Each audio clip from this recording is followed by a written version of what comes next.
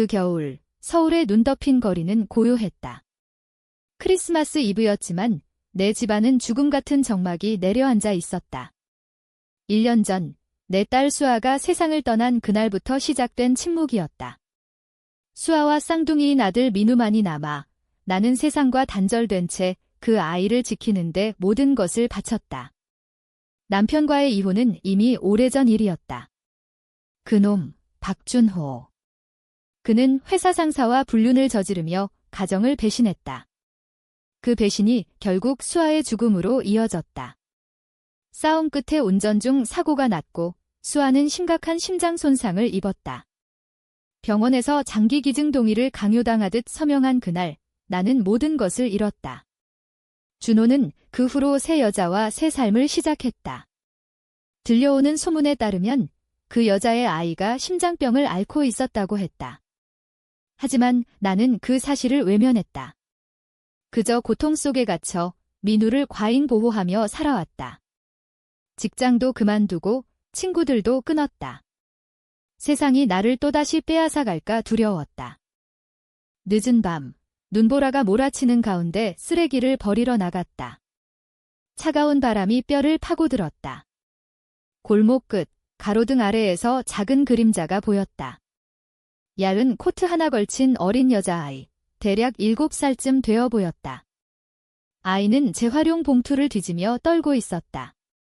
처음 본능은 경계였다. 세상이 얼마나 잔인한지 알기에 문을 잠그고 돌아서려 했다. 하지만 아이가 고개를 들었을 때 그 눈빛에 나 자신의 고독이 비쳤다. 차가운 벽으로 둘러싸인 내 마음이 살짝 금이 갔다. 여기서 뭐해? 춥지 않아. 내 목소리는 오랜만에 부드러웠다. 아이는 움찔하며 도망칠 듯 했지만 나는 기다렸다. 마침내 아이가 고개를 끄덕였다. 나는 그 작은 손을 잡고 집으로 데려왔다. 단순한 선이었다. 잃어버린 아이에게 따뜻한 초콜릿 한 잔 주는 것뿐이라고 생각했다. 하지만 그 순간 나는 모르고 있었다. 이 아이가 내 인생을 뒤집어 놓을 열쇠라는 걸? 집 안으로 들어서자 따뜻한 공기가 아이를 놀라게 했다. 아이는 물을 뚝뚝 떨어뜨리며 서 있었다. 크리스마스 트리가 쓸쓸히 깜빡이고 벽난로에 홀로 매달린 스타킹이 보였다. 나는 본능적으로 아이를 데리고 위층으로 갔다. 수아의 방이었다. 1년간 문을 열지 않은 그 방, 공기 속에 아직 수아의 향기가 남아 있었다. 떨리는 손으로 수아의 옷장을 열었다. 노란 오리 무늬 파자마를 꺼내 아이에게 입혔다.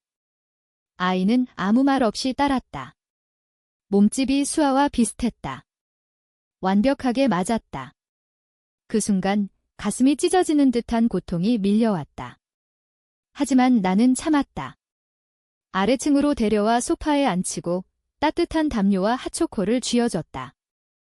그때 민우가 방에서 나왔다. 아이는 문간에서 멈춰 서서 낯선 여자아이를 쳐다봤다. 민우의 눈에 슬픈 호기심이 스쳤다. 그는 천천히 다가와 트리 아래에서 작은 선물을 집어들었다. 수아를 위해 산, 아직 포장된 북극곰 인형이었다. 민우는 말없이 그걸 아이에게 내밀었다. 아이의 얼굴이 일그러졌다. 눈물이 흘렀다. 그리고 아이가 민우를 끌어안았다. 그 포옹 속에서 나는 느꼈다. 아이의 가슴에서 전해지는 리듬. 그것은 소리가 아니라 진동이었다. 강하지만 약간 불규칙한, 익숙한 박동. 수아의 심장 소리였다. 병원에서 스테토스코프로 수천 번 들었던 그 독특한 리듬. 불가능했다. 착각일 터였다. 하지만 내 눈이 아이의 손목에 걸린 은색 의료 팔찌로 향했다. 떨리는 손으로 뒤집어 보니 새겨진 날짜. 수아의 수술 날짜, 장기 기증 날짜. 세상이 멈췄다. 수아의 심장은 1년 전 멈춘 게 아니었다. 단지 옮겨졌을 뿐. 그리고 이 크리스마스 이브에 기적처럼 돌아왔다. 하지만 그 기적 뒤에 숨겨진 진실이 나를 무너뜨렸다. 아이의 이름은 민지였다. 민지가 속삭이듯 말했다.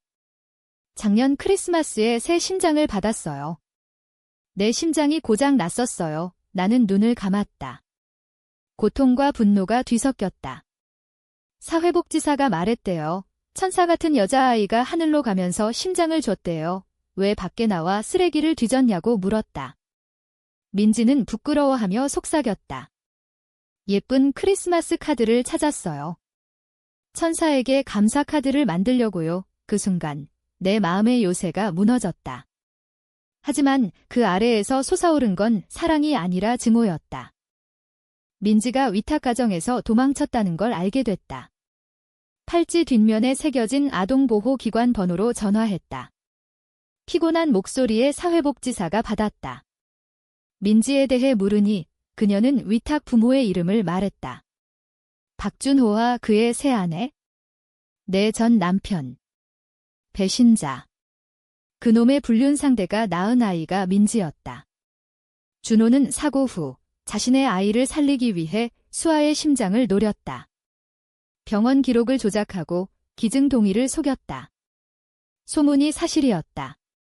수아의 죽음은 단순한 사고가 아니었다. 준호의 배신과 탐욕이 만든 비극. 민지는 그 결과물이었다. 수아의 심장을 품은 채 적의 피를 이은 아이. 그 밤 나는 결심했다. 복수. 단순한 선의가 아니었다. 민지를 데리고 준호의 집으로 향했다. 눈보라 속에서 문을 두드렸다. 준호가 문을 열었을 때 그의 얼굴이 창백해졌다. 이 아이가 내 딸이야? 수아의 심장을 훔친 대가로 나는 속삭이듯 말했다. 민지가 내 뒤에 서 있었다. 준호의 아내가 달려나와 아이를 끌어안으려 했지만 나는 막았다. 이 심장은 내 거야. 수아의 거야. 긴 침묵이 흘렀다. 준호는 부정하려 했지만 증거는 명백했다. 병원 기록, 기증 서류의 위조 흔적. 나는 이미 변호사를 통해 조사를 시작했다. 한국의 법은 엄했다. 장기 기증 조작은 중범죄. 준호는 체포됐다. 그의 새 가정은 산산조각 났다. 하지만 복수는 달콤하지 않았다. 민지를 보며 나는 고통받았다. 아이는 무죄였다. 수아의 심장을 품은 채 배신자의 피를 이었지만 그 아이의 눈빛은 순수했다. 민우와 민지가 함께 있는 모습을 볼 때마다 내 마음이 찢어졌다. 복수를 선택한 대가로 나는 또 다른 상처를 만들었다. 민지를 입양하려 했지만 법정에서 준호의 아내가 울며 애원했다. 아이를 빼앗지 마세요. 결국 나는 포기했다. 민지를 돌려보냈다. 하지만 그 과정에서 내 영혼은 텅 비었다. 크리스마스 트리 아래 민우와 단둘이 앉아 눈물을 흘렸다. 복수는 나를 구하지 않았다. 오히려 더 깊은 고독으로 밀어넣었다. 1년 후 또 다른 크리스마스 이브. 집은 여전히 조용했다. 하지만 이제 그 침묵은 선택이었다. 나는 민우를 안고 수아의 사진을 바라봤다. 민지는 준호의 감옥 소식을 들으며 새 삶을 시작했다. 나는 배웠다. 배신의 상처는 복수로 치유되지 않는다. 그것은 미열이 또 다른 상처를 낳을 뿐. 한국 사회의 압력 속에서 우리는 종종 침묵으로 버틴다. 하지만 그 침묵의 대가는 크다. 내 선택의 무게가 영원히 나를 짓누른다.